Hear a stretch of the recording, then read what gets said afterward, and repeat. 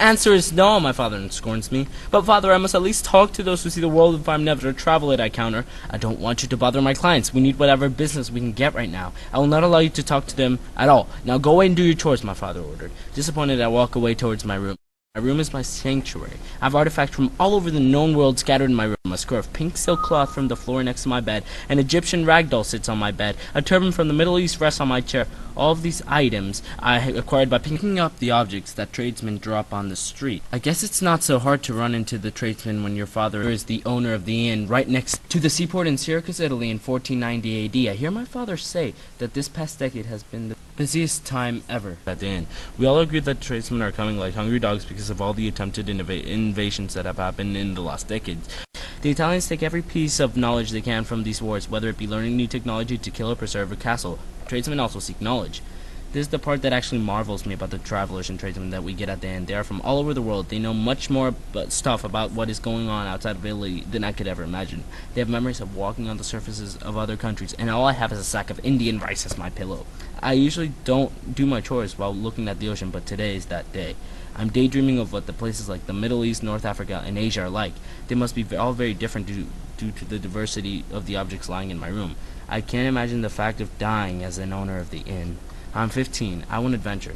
Luckily, from time to time, I get to go to the seaport on the ships. From this I learn many skills in fixing and working ships. Then one day my father wakes me up and tells me, "Wake up, Francisco, a few sailors need your help getting stuff from their ship to their rooms." Later that night the tradesmen were eating dinner and I was serving food to them. I was disappointed though to see that they were Italian. My father allowed me to speak to them since they were from Italy and understood our culture. In other words, there was no risk of my adventurous spirit to scare them off. I wasn't too excited, but I still took the time in deciding what would be the best question to start but not annoy them. "You have a nice ship," I said instead of asking a question. "Ha! It's garbage. It's now bigger than a small bakery," said the man who I assumed was the captain due to his grand and elaborate hat. "We have no money, no products, but the dry fruit from the deserts of the south," said the crew member of the ship. "So you didn't go to all the parts of the world to obtain goods?" I asked. "Well, of course we did," says the captain. "Problem is, our ship got lost in the storm, and it was impossible to navigate since we could see no stars. We eventually ended up in a remote island. All we had to eat was our goods, and we ate them all.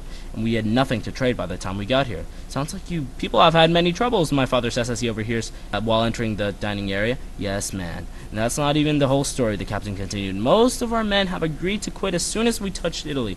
Now that we have, they are all gone. We need men. Not even that. We just need one smart man." My father gives me a glance and says with his eyes, "This is for you. I'm sorry for all I've made you go through. Take my son," my father blurts. "What? Take a child? We need a strong and intelligent man. The child cannot do anything," the captain replies. "He knows more about the sea and ships than anyone else I've met. With the adventurous spirit he will work for no pay. But what is essential," my father assumes. "It's been a few weeks and we have reached the deserts of the Middle East. My crew has grown fond of me and I've really proven myself working in the crow's nest. We are in the market and there are all types of strange food. Sweet babes are their speciality. My crew members look for the contacts that our captain gave to us as we walk. One of the crew members says, "That's him!" We walk over to a dark-skinned man. I've never seen a black man, but I take interest fondly. As we walk over to him, it becomes obvious to my crew members that he is a horse salesman. This due to the smell of the animal droppings that litter his clothing and shoes. "Salam. We are members of the Sognosia Vera. We come to make business, and we're looking for horses specifically," the head sailor greets. A few hours later, we are getting our horses ready. At first, we visit small towns in the desert, and we go back to camp. This process goes on for about a year. I'm getting a bit annoyed though due to the fact that we haven't traded with any big villages. Those are where the culture really lives. After a few more years of this, suddenly one day this head sailor gathers us and says, "Everybody gather! Today we'll be trading with the biggest known village of this area. It is deep in the desert, so we will have to use our camels. They'll take us deeper to the deserts with more efficiency. As we ride off into the desert, we encounter a village. These are friendly people." The head sailor says, "He is proving wrong when we greeted with arrows raining down from the walls that surround the village. Many of my crew members are killed." Then I hear my name. "Francisco!" the head sailor states. "Run as far as you can go north." My eyes are filled with tears and my head is ready to burst apart. What is war for a teenager like myself? I quickly get up and run as fast as I can in the direction that I assume we were traveling from. 3 hours later, I found myself in the middle of the desert and no idea where to go. Or where I was. Frustrated, I scream, "A lifelong dream and this luck? How's this possible? Help!" Then all of a sudden, in the distance, I see a camel. Is this a miracle from Christ, or is it an illusion? I walk towards it, only to find a man with a spear riding the camel. He starts galloping the camel towards me and yells something to me. I have no energy, so I drop to the sand. Moments later, he inspects me and says, "Italian?" I reply, surprised that the man speaks Italian. "Yes, I was training and suddenly attacked."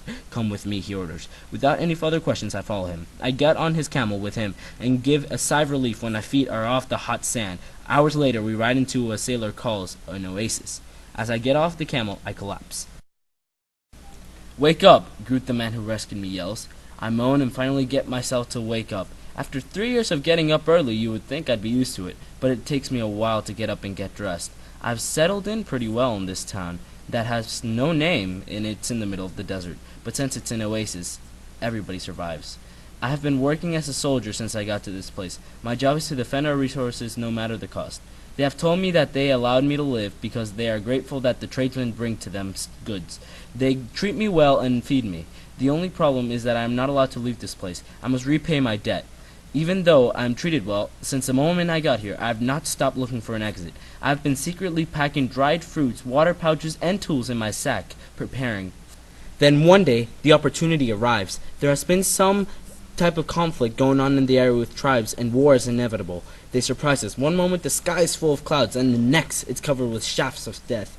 I have been anticipating this, so I know exactly what to do. While everyone screams, I sprint over to my tent and grab my sack. I go over to the commander and tell him that I'll go find reinforcements amongst our friendly tribes.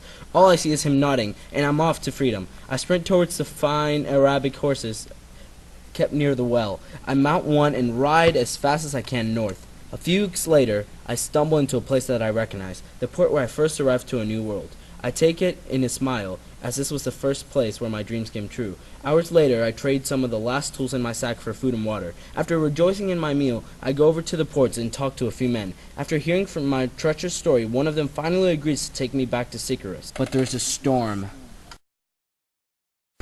The next morning, I feel sand between my bare toes. I cannot contain my anger as I imagine that I'm back in the desert. But as I look up, I recognize a building. I get up and walk towards it. I'm walking towards my father's inn. I walk in and see a familiar face. My tears start to flow and I fall to my knees. "Hello, may I help you with anything?" my mother asks. Together we cry for hours and hours. I speak with her only to learn that my father has been dead for almost a year. Over the next few years, I assumed the position of owner, and my mother has passed away.